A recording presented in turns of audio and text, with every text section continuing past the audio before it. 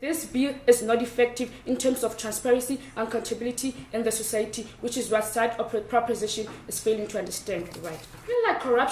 We feel like corruption still takes place in terms of when you give about 100,000, you're still expecting something in return, right? So we're giving you a side opposition the solution that let it be lower, so that when you give about 10,000, you wouldn't want something, or it's not worth wanting something in return. That this kind of political funding bill or preservation has been there before, right? Inherently, they had decided to use the parliament as a means of allocating these funds, and secondly, they had the IEC to then justify then allow political parties to justify why they have certain amount of funds allocated to certain places, right? We find it inherently flawed that firstly, in your first political or mechanistic analysis around this political funding, you use the IEC, you're using it again, and the same kind of result might be prevalent within this particular instance. We find that flawed from opening government's case. The line that we run within this debate is that it is inherently good to do good in private if you feel that it is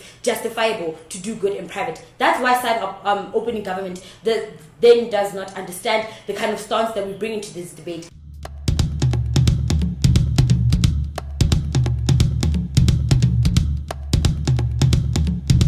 Political parties rely on a combination of public and private as well. We need this private funding, these donations, these businesses, these investments for us to actually make, go out there and make market research, advertising, and also traveling, right? And so we're saying that the same Constitution of South Africa, Section 19, talks about the right to privacy, the right to privacy of their communications being infringed, right? We would like to understand if ever they do not get these donations, what about smaller political parties? I would tell you three main reasons why the government, the opposing side, has lost today's debate without even rebutting them. Firstly, they're forgetting the kind of politicians that we're dealing with within South Africa. Is that the politicians that we're dealing with are politicians that take these donations in the name of the political party, but then these donations do not go to the party itself, but to these private individuals. Creativity associated around the debate itself and the adjudicators also undergoing a process is also magnificent to watch, and it's one of the reasons why I do this as well. Good